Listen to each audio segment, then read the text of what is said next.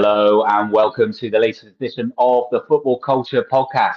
Now, today we're returning to the Midlands of England, and we're going to cover a club who is currently riding high at the top of the Championship, which is England's second tier, somewhere they haven't been for a while.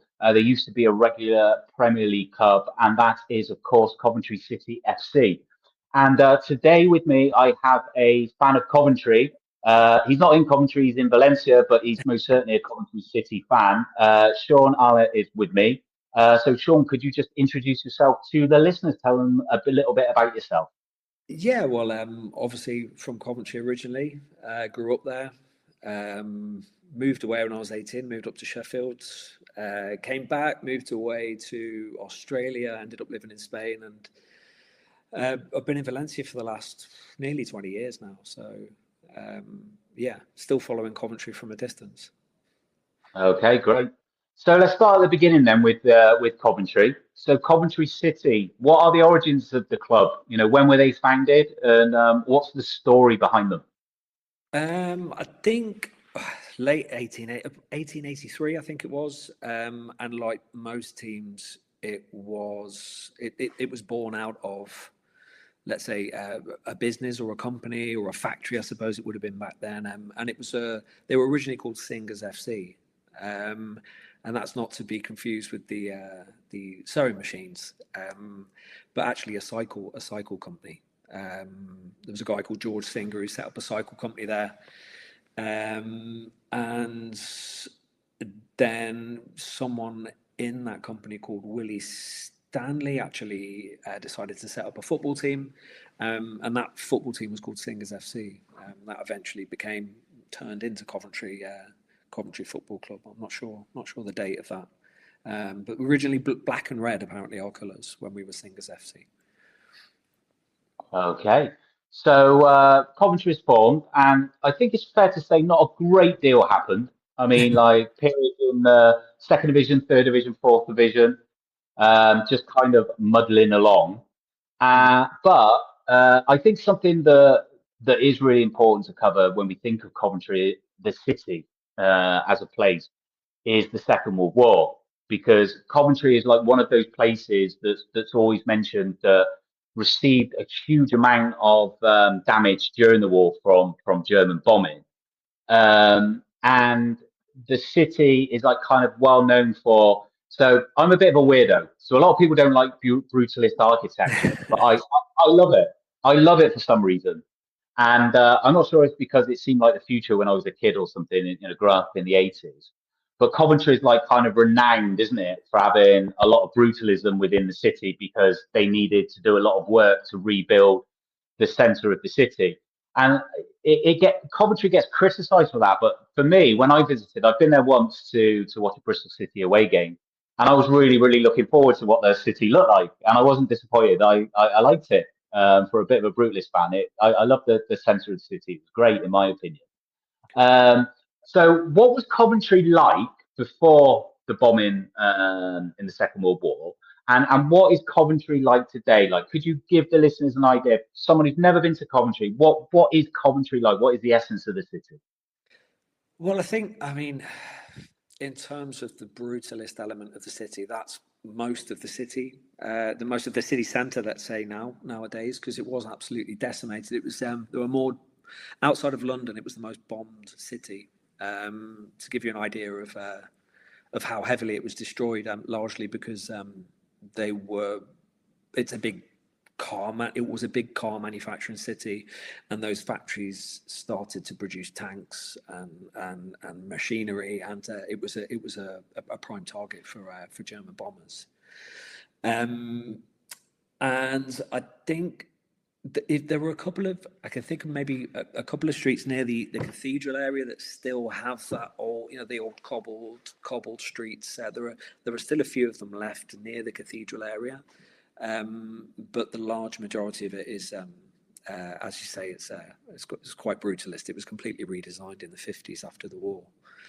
So you can see the change a bit if you go to some of those older streets by the cathedral, what it used to be like.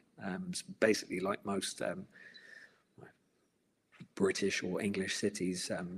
that weren't ever hit by any bombs during the war. But very, very, very old school. There's an area called Spon End that's still keeps some of its character, I suppose, with some of the buildings as well. But yeah, it was absolutely destroyed. It changed the city completely. Yeah, in a way, it was kind of like the first modern city, post-war modern city, wasn't it? Yeah. I mean, Bristol got quite badly bombed as well. In the centre of the city, a lot of it was redone in the 50s, and yeah, there's parts of the Bristol Old Town, but this is just like really in the centre, and you go a little bit further out the centre, and the rest of the city pretty much intact. So Yeah. what is Coventry like today? What as a city, what is like the economy like, and where are people employed? Is there any manufacturing base still there, or has that changed? I don't think there's that much manufacturing there anymore. A lot of the city is being redesigned again. A lot of buildings are being pulled down. New builds are going up. It's the university, Coventry University, bought up a lot of the land in the centre. So actually, a lot of the new buildings going up in the centre now are university buildings. It's quite a big international student population. So you can see that when you walk around Coventry these days. But Coventry's always been a multicultural city. Certainly after the war, the Second World War, people came looking for work in Coventry as well. I mean, my family were Irish. They came over from Ireland to find work. The people came over to work in manufacturing. People came over to do all kinds of things. So there's always been that multicultural element to Coventry, I think. It's getting better. It wasn't the best of places when I was growing up. I mean, I always remember my mum saying, be careful up that town when you go up that town. It never seemed dangerous to me at the time, but it never does when you're young. But I think it's a lot better now. I think it's getting better. But outside, I suppose what I'm trying to say. I mean, a lot of the shops you get in the centre of Coventry are like the shops you would get anywhere else. There's no boutique element in the centre, any kind of really individual places there. I mean, we've got Weatherspoons, we've got Poundland, we've got all of these places that you'd expect to find anywhere else. But there is a lot of redevelopment happening in the centre at the moment, which is pretty good. And when you go back, you can see that as well. Yeah, yeah, it's like all UK cities now all sort of look the same, don't they? The same chains and everything. But Yeah, a lot of the post-industrial cities are being regenerated. I mean, I lived in Manchester for 11 years, and someone told me, like I left in 2013, and I've had friends that said you wouldn't recognise some of it now. Like even that on, so yeah, a lot of change. Now, you mentioned there was a lot of immigration into the city for work. Now, on a previous podcast, we did an episode on Leicester, football in yeah, Leicester, another one club city, which had a similar story. A lot of people came from other places to find work, particularly from Asia. Now, during that podcast, we had a bit of a discussion about Leicester's rivals. So, like Leicester have a rivalry yeah. with, but I find this part of the country quite fascinating. So Leicester's rivals are like Forest and kind of like Derby, right?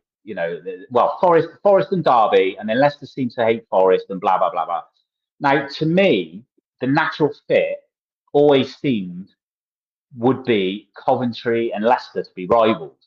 But I don't think that's necessarily the case because from what I can tell, and I may be wrong, from what I can tell, is Coventry seem to despise Villa more than anyone else. I mean, is this true? Because obviously you're a one club city.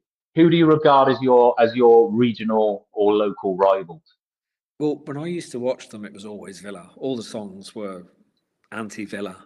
And I suppose only recently I've noticed that there's that kind of hatred for Leicester as well. So I would kind of say both. One of my good friends is a Villa fan, And whenever I say to him, we hate you, we hate Aston Villa, he's just like, we don't care. We don't care about Coventry. Birmingham, we hate Birmingham. Coventry don't even enter into the equation. So it's interesting, really. But I did listen to a bit of the podcast, and the Leicester guys seemed to think there was. Well, they wanted to embrace that rivalry, didn't they? So, Yeah, I think I'm all for it. I bring it want on. Leicester Get on. to develop a rivalry because it fits. Forest and Derby are at it. Yeah. Villa and Blues. It's like let's just pair up. So Yeah. Coventry and Leicester, it works for both of you. Exactly. It's not a weird one. It's not a weird one like Brighton Palace. And also, you can say, I mean, is Coventry in the West Midlands or East Midlands? We're West Midlands, but we're not West far from. Midlands. So if you meet someone from Leicester, someone from Coventry, they sound virtually the same when they speak. So there's not much of a difference. Exactly. So you've got angle as well. You've got West Midlands versus East Midlands, but you're close together. You sound different. Sorry, you sound similar. There you go. Like for me that works. Okay, so yeah, I think I might do a poll on this actually on social media. I might see, do you want Coventry and Leicester to be rivals? Let's pair them up. Okay. Okay. Well, I said before, Coventry after their formation, spells in the second division, third, fourth division, not much happening. But I was born in '79, so the first football season I remember was 85, 86. And I remember growing up, it was like Coventry seemed to be in the top flight, first division, Premier League, whatever you want to call it, whatever the marketing men have decided it's called these days. So that they were always there. But this occurred originally under Jimmy Hill. Yep. So tell us a bit about that. So how did Jimmy Hill take a club that had spent most of its history not doing a great deal and turn them into a side that seemed like they were never going to be relegated for a long time? I mean, he was a little bit before my time as well. Probably more or less the same as you in terms of our ages of when we got into football. But I mean, he seemed like, from what I read about him and what I know and what people say about him, he was a bit of a visionary at the time. Although most people kind of see him now as this comic character on the telly. But yeah, I think part of the thing he created there was like a club culture as well. I believe he changed. I'm not sure if this is true, but he may have changed the colours to sky blue to actually develop the sky blue, or he painted the bus sky blue or something like that. So he was doing lots of things off the pitch to bring Coventry into let's say the modern age of the game. The first all-seater stadium was Coventry. I believe that was Jimmy Hill's idea. Apparently, the first game they ripped all the seats out and threw them onto the pitch in protest. So it backfired a little bit, but I mean that would have been early '80s, and then all-seater stadiums became an actual proper thing in the '90s, I think, or 1990s. So, I mean, if you think about that, I mean, he was 10 years ahead of his time in terms of making or designing these all-seater stadiums that people had. His idea was that hooligans don't sit down. That was it. Yeah. If we get people sitting down, they won't fight. And then they ripped all the chairs out. Ironic, but there you go. He did. He's probably most famous for that. He also created our song as well. Play Up Sky Blues. It was set to the Eton Boating song. He sat down and wrote that as well, and that became our anthem during the years until the Enemies song, which is now our song that we play before every single game and everyone sings it. It's become the new anthem. But for a long time, it was a Jimmy Hill one that he wrote the lyrics to. I mean, other things he was famous for.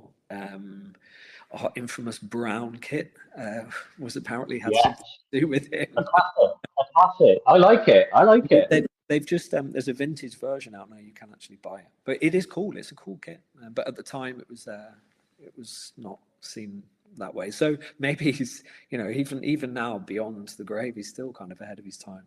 Jimmy Hill. Fashion as well.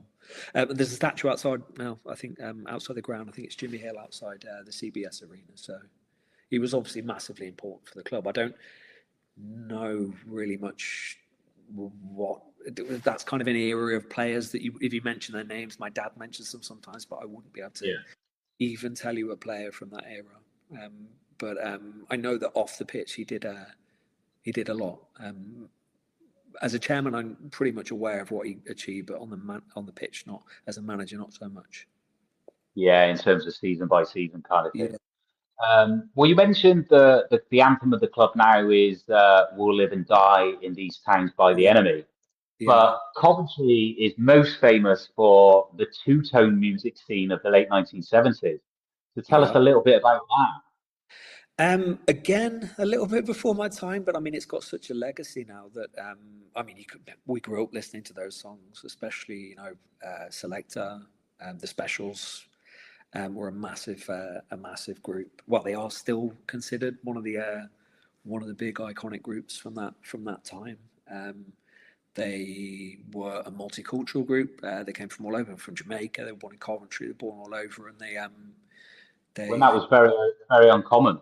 Yeah. And they developed this, two-tone sound, this kind of ska style that was just took on massively. And there were some of the songs. I mean, a lot of the lyrics you listen to them as well, they're very much about Coventry as well. I find it very difficult to believe that they could have written them anywhere else. If you listen to the lyrics of them. Yeah, so it was, the Specials could only come from Coventry then. Something about the city that added to that. I guess like similar to Bristol in a way, although the Bristol sound, like trip hop was very different from ska, but a similar situation. So you've got immigrants, from the Caribbean. You know, I hesitate to try and pigeonhole people too much, but people who would be regarded as traditionally UK Irish or whatever, white kids mixing, with people whose parents were from the Caribbean or they were from the Caribbean themselves, hearing this music in bars or friends at school or whatever, and being influenced by that, and then coming in together and making it. I mean, it's just like with Massive Attack, you can hear the hip hop influence, but you can also hear the influence of reggae and stuff like that in there. So this, you throw all these different influences, people from different places, and being exposed to music from different styles of music from other countries, and it sort of makes a stew. And you can create something unique. So it's like, I mean, if you listen to Jamaican ska, sounds very different from two tone, even though they're both forms of ska. It's almost as if the Specials and the other two tone groups could only sort of come from Britain, in the sense that multicultural, yes, but also there's a bit of a punky element to it, perhaps. Yeah.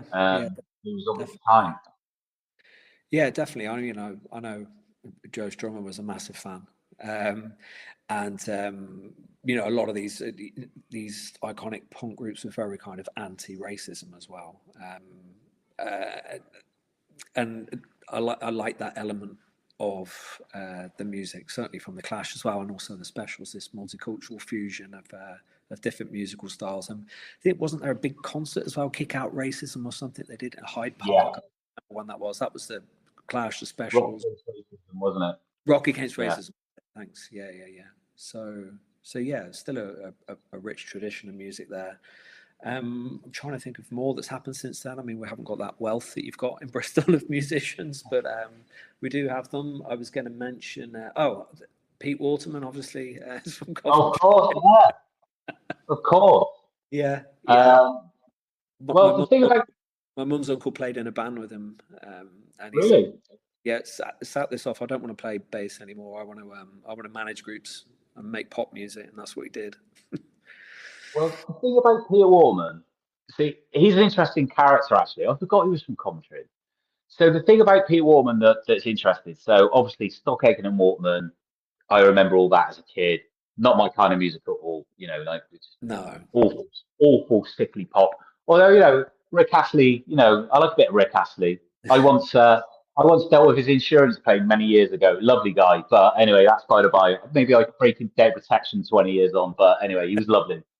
Lovely guy, Mr. Richard Astley. Anyway, but Pete Waterman, is sort of associated with this, but apparently he has an encyclopedic knowledge of Northern soul music. That's his true passion, and Oh, apparently he's heavily into Northern soul, massively knowledgeable, and he was also, after the kind of Stock Aitken and Waterman kind of thing, was doing stuff in dabbling in house music.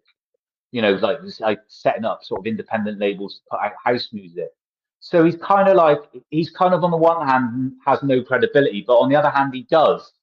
Do you know what I mean? It's yeah. like, I think he was maybe just a guy who thought, I want to make loads of money, and then once I've done that, I'll do anything I want, which is which is fine. yeah. So there's a guy in Manchester called Johnny J, who wrote Dreams by Gabrielle. It was Yeah, obviously a huge hit. And he's like, I'm not saying he's like, didn't enjoy writing huge hits, but like his sort of main passion is his Jamaican sound system, his reggae sound system. And it's yeah, kind of like, you can write these hits, make a load of money, and then just concentrate on his sound system. Must be great. It's just like, why yeah, not? So, maybe we can laugh at Stock Aitken and Waterman, but then, Pete Waterman is rich and we're not. So, maybe our snobbery doesn't actually get us anywhere. But anyway, yeah. but yeah, interesting character, Pete Waterman. Do we know, is he a Coventry City fan? I'd like to think so. Um, Yeah. I know that Neville Staples is from the Specials. I'm not sure about Terry Hall anymore. He left the city a long time ago. But He was Man United, yeah, Manchester that's United. it. He was a Man United Yeah. fan. Yeah, yeah, Yeah, one of those Man United fans, not for Manchester. Player them around.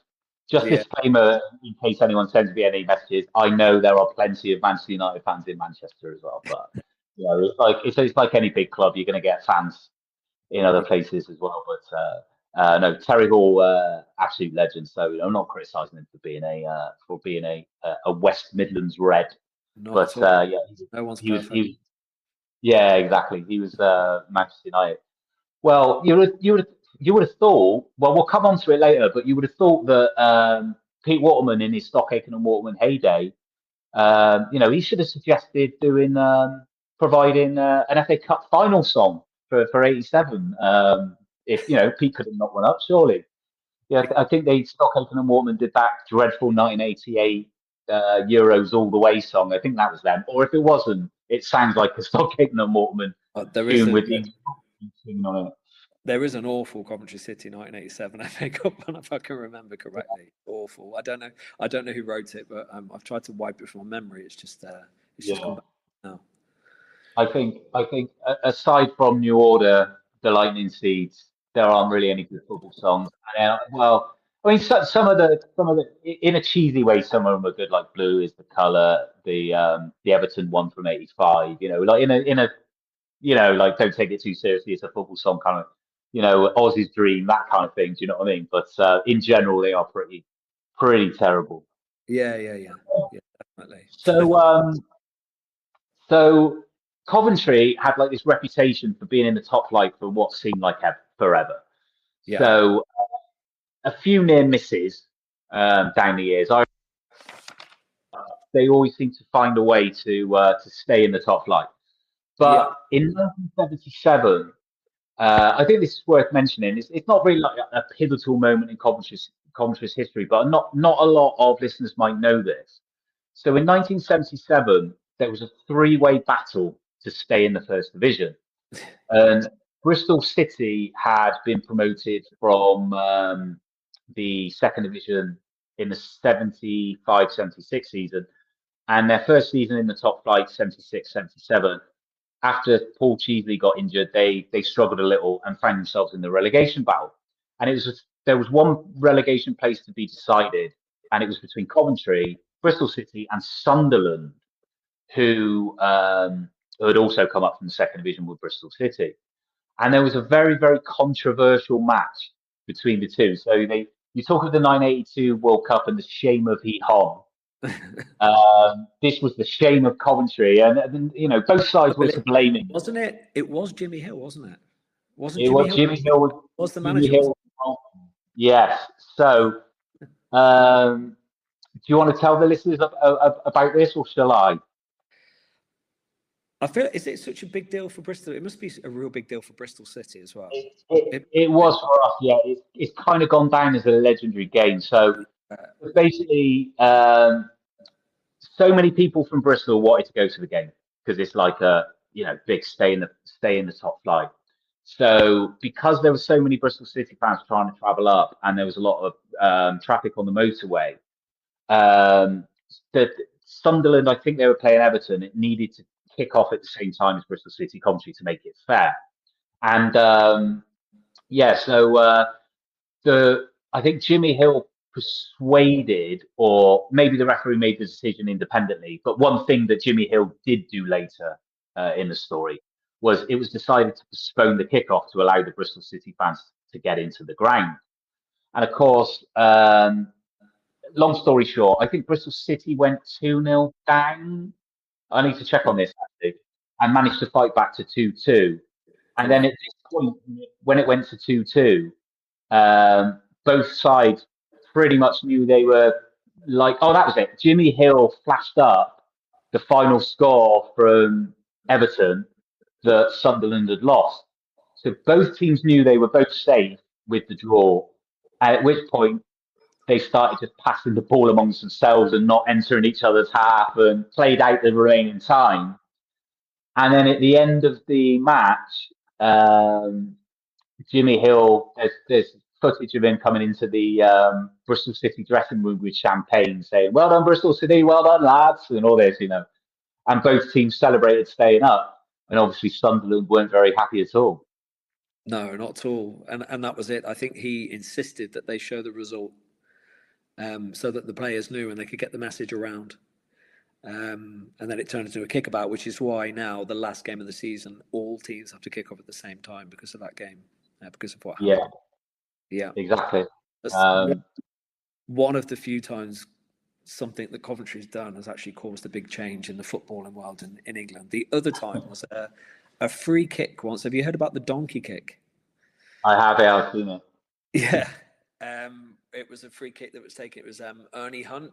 It was a free kick. It got goal of the season. He basically flicked the ball up with both his feet, and then Willie Carr, I think it was, hammered it into the top corner, and then it got goal of the season. And then FIFA banned it. Not allowed to do that anymore. Not allowed to have another player touch it with both their feet. Apparently, something like that. Some kind of law they passed as well.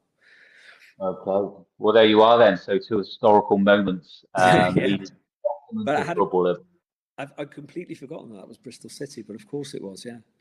Yeah. I mean, this is why I brought it up because not a lot of football fans probably know this, but for us, it was quite a big deal because it was like it's just something really weird that we were involved in our history that a history that doesn't involve a lot of glory. So these kind of stories are like same as colourful. Yeah. They just kicked it about in the centre circle, didn't they? I think Yeah. And some of the Bristol City players say stuff like, if someone entered over the half, what are you doing back in your own half? It was like, you said they didn't actually speak to each other, but there was kind of like sort of facial recognition as if to say, we're not going to attack you, so don't press us. So kind of thing. It was like it was unsaid, like just a nod kind of thing.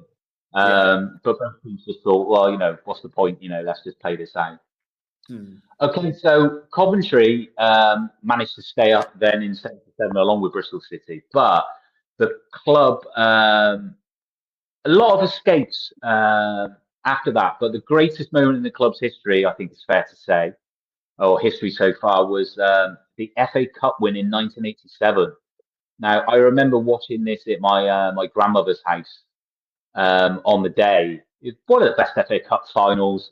As a neutral, one of the best FA Cup finals of all time for entertainment. It's a great game. What was the Coventry City experience of that one?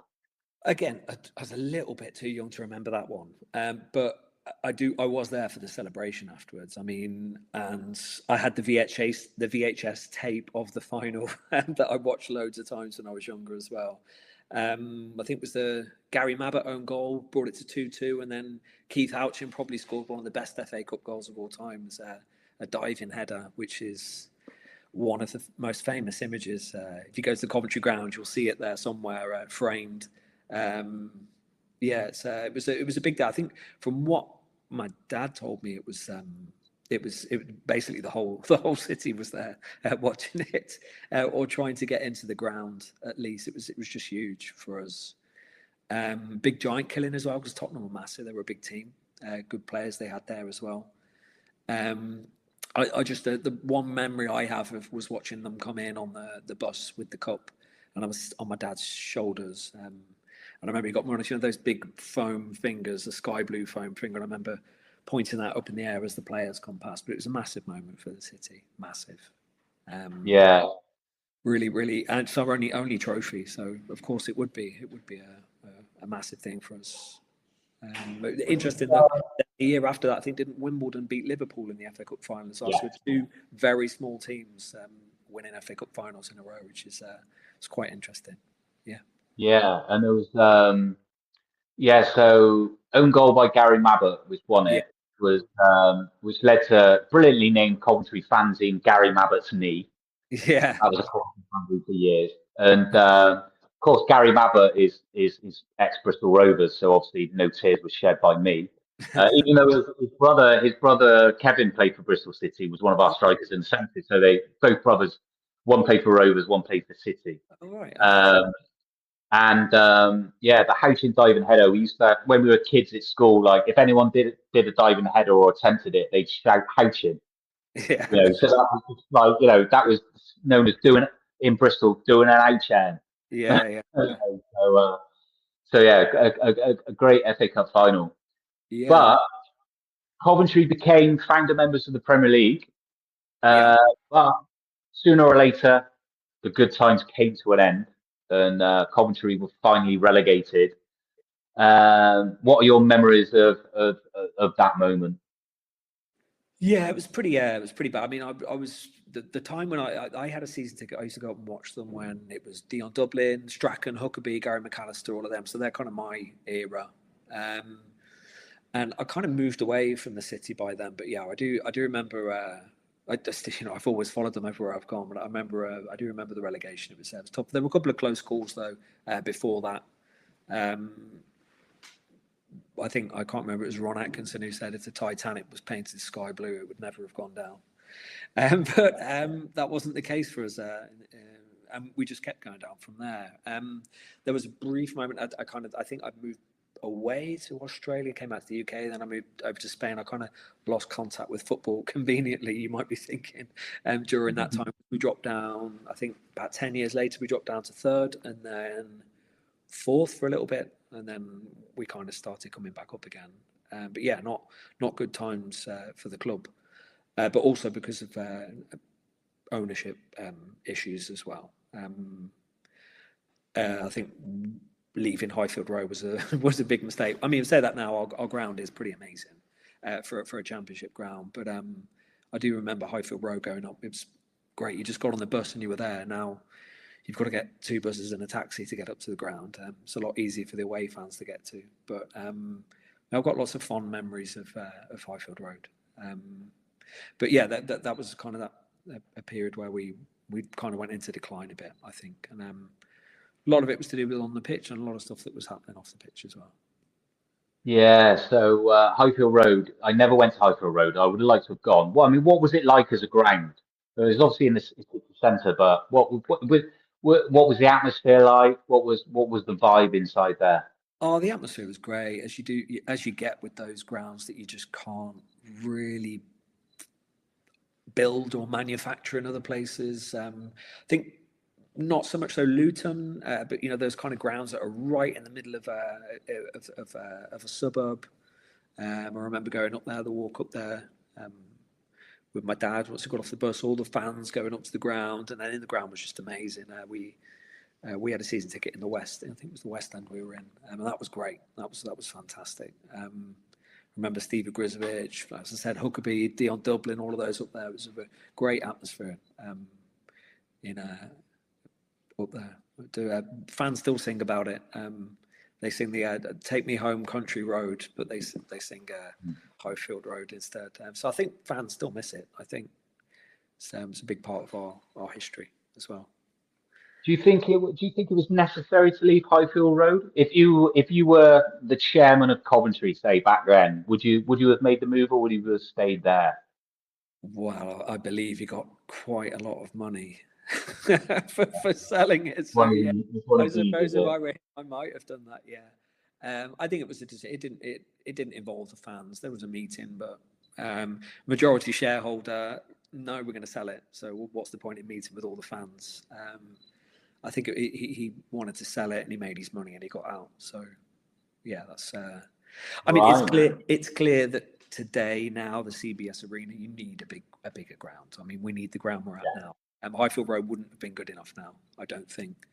But it was clearly done for selfish reasons, I think, when we left, when it was sold off and built over, basically.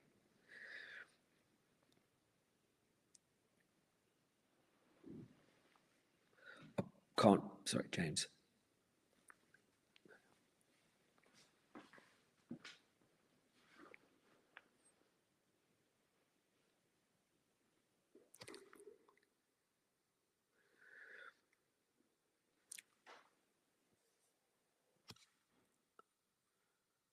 I can't hear you.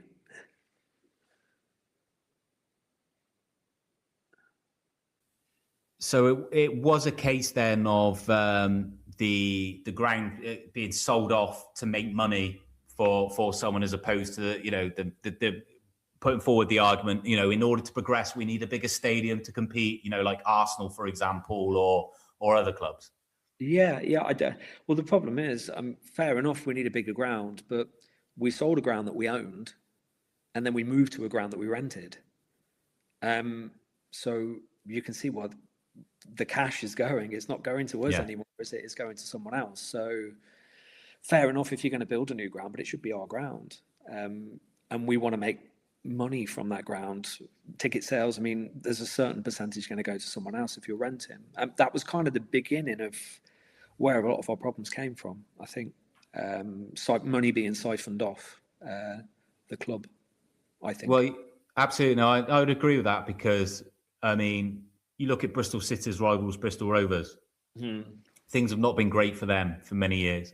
And I think that if you trace that back, it all leads back to them leaving Eastville in 85, 86.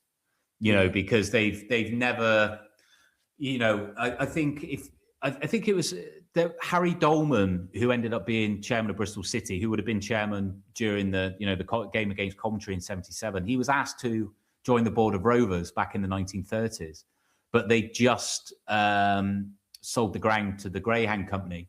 And he said he wouldn't be investing. He said, because a football club that does not own its own ground is vulnerable to all kinds of things and can never be financially secure.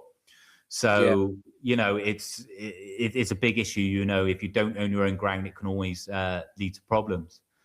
Now, I went to the current Coventry Stadium. Is it the CBS now, Coventry Building Society? Yeah. So I first went there when it was the Rico Arena in about 2009, 2010. And I got the train from Manchester. Then it was a bus ride out there. And to me, the atmosphere in there wasn't great. It was a pretty poor atmosphere. It felt like a new build stadium. I don't think Coventry had been there very long. It didn't feel to me as if the fans had kind of like had settled into it yet. There was the team wasn't doing great, and I think that there wasn't it until a few years ago that Coventry were like a club that hadn't finished in the top 6 of anywhere for like decades or something like this, because they'd obviously like spent a good 30 years just trying to stay in a division, more or less, a lot of the time. So it was like quite a boring existence. You could probably see why a lot of the fans had become quite apathetic by that point. What's the atmosphere like there now? Is it improved compared to when I visited in around 2009? I think it has. I mean, obviously the circumstances of what's happening on the pitch as well have massively dictated what the atmosphere is like there. I mean, it's jubilant at the moment. I was there for our 7-1 thrashing of QPR last year. In fact, some of my friends said, you need to come every week because we never score this many goals.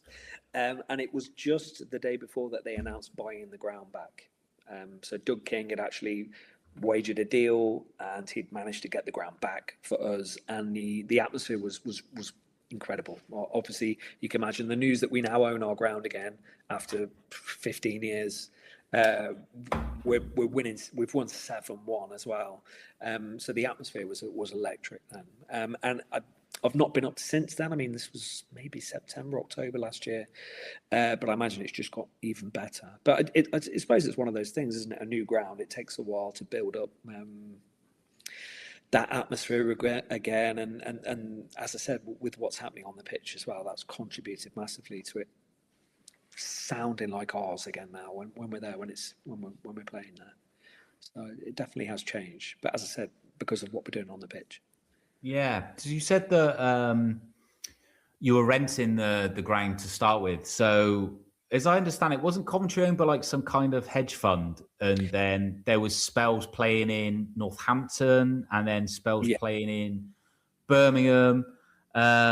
What's the story behind that? How did Coventry end up leaving a stadium in Coventry and end up playing in other cities? Because, as you said, we were owned by a hedge fund called Sisu, who own, I think Rico is part of Sisu. I might be wrong on that. Don't want to give them too much of my time or thought anymore. But they basically just milked it for what it was worth. I mean, sold players. We didn't get players in. Money was being moved to God knows where. Profit was going elsewhere. It wasn't going back into the club. And I'm not sure really what happened with the ground itself. But someone come in to rent it. I think, didn't the Wasps take it? The Wasps moved from Wickham up there, and they rented it. And then there was a deal for them to buy it as well. And then some kind of legal dispute happened between Coventry City and Sisu about the buy. My memory is quite hazy on what happened, but basically it was a ground to be rented out to anyone rather than us, where it was originally built for us to play football in. And obviously once it's been, the Wasps were paying I'm not sure if they actually managed to own it, but they rented it from whoever owned it then, and we couldn't afford the rent, so we had to play home games at Birmingham. We play home games at Northampton. If you can imagine if how good your geography is, but it's a long way away. Northampton. Good enough to know it's not close to Coventry. No. More closer to Cambridge. Yeah. So I mean that's what's kind of dogged us a bit over the last few years is just not having this ground that's ours anymore for our use. But now that's not the case. I mean, a deal was cut. I think it was Mike Ashley actually owned the ground before. Do you remember Mike Ashley from Newcastle? I do very well, yeah. He was the one who ended up owning the ground. I don't know how that happened, but we had to buy it off him. And Doug King, who's our chairman now, struck a deal with Mike Ashley to buy the ground off them. But he ended up owning it somehow. I don't know. Who knows what happens in these murky finance worlds.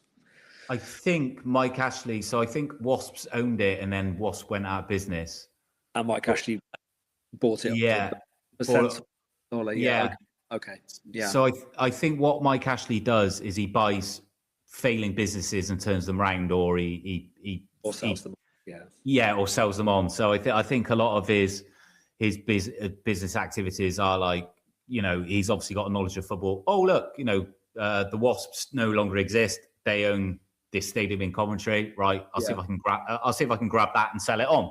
Yeah. Kind of thing. And but why Wasps, a London rugby club, wanted to relocate to Coventry? I've no idea. But there you go. It was a weird time for us. That was a really weird time. Thankfully, it's all over. It's all over. Well, you can block it out. So eventually Coventry came back after the spells at Northampton and Birmingham. I imagine that the gates were rather low. A lot of fans refusing to travel to those places. So there's been a revival, and then after years and years of no promotions, Coventry have had a couple of promotions and now back in the Championship, where things are going well, top of the league. Barring some kind of absolute disaster, which personally I can't see coming. You should be a Premier League club next season.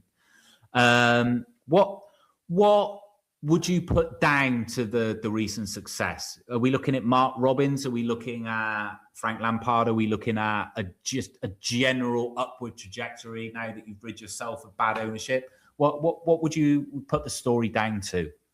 I think Mark Robins was great for us. And, most Coventry fans, when they were talking about Frank Lampard, they were just like, what, Frank Lampard? We don't want Frank Lampard, but he's been amazing for us.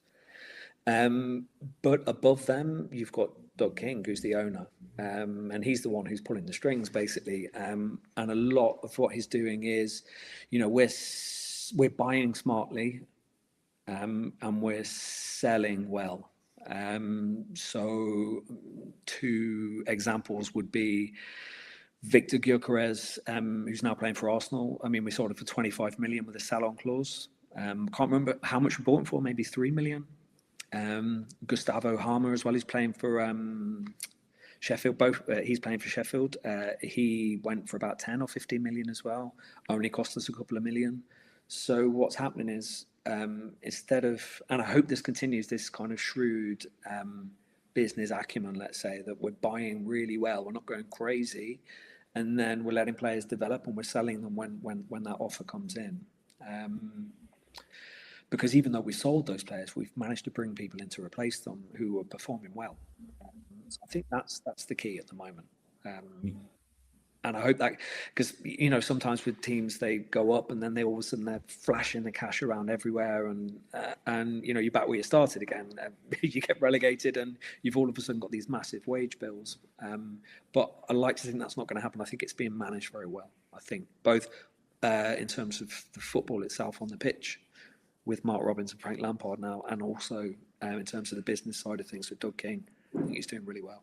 So you'd say he's a good owner then? He knows what he's doing? I would say so, yeah. I'd say he understands that it's not a cash cow, which is what the previous owners saw it as and what they used it as, basically. I mean, you can't do that when you've got thousands and thousands of fans who love the club. Yeah. My thoughts exactly, but unfortunately, there's just tales and tales and tales and tales of this kind of thing in English football, and it's probably too late now. But 50 plus 1, like in Germany, sounds like a good idea to me. But yeah. There you go. No one, the people that are on forward don't seem to be interested in that. But okay, so Coventry in an upward trajectory then. So it is possible then to buy well and to sell and then to buy well. So there's a few clubs. There's one I can think of that could do with doing that. But what are your thoughts on the future of Coventry? You're probably going to get promoted. Be very, very surprised if you didn't. How do you see next season going? And the future in general for the club, is it all positive? Can you establish yourself as a regular Premier League club? I hope so. I obviously think it's not going to be as great as this season's been for us. That's obvious. But I mean, if we could, I mean, Sunderland are doing well this season. They've managed to do it. They've managed to go up and stay up, but do it in a way that's kind of convincing as well. That would be nice. And looking at the talent we're bringing in and we're capable of bringing in, I think we could stay up there. I think it's that first season that we need to establish ourselves as no, we're here to stay again. That's what I'd like to see for Coventry. I mean, the investment seems to be going that way. I mean, we've obviously got great scouts who are finding really good players. for us. We're bringing youth players through as well. A few of them are out on loan in the lower divisions at the moment. We're bringing good loan players in. I mean, our standout player this season has been Carl Rushworth, hands down. Future England goalie, I reckon. Problem is, he's played so well, he probably won't be with us next season. So, but I believe that someone else is out there. They've been looking at someone else, should that be the case. But I hope they try to buy him. But we'll see how it goes. Well, sounds like recruitment is key, and if and it sounds like it's been recruitment that's got you in the position that you are, to be on the verge of promotion. So it sounds like the recruitment department know what they're doing. So you could have a good chance next season. Okay, well, thanks very much, Sean. Great to talk to you about Coventry today. Okay, now, listeners, if you could like and subscribe so that every time the podcast is released, you get a notification so you don't miss an episode.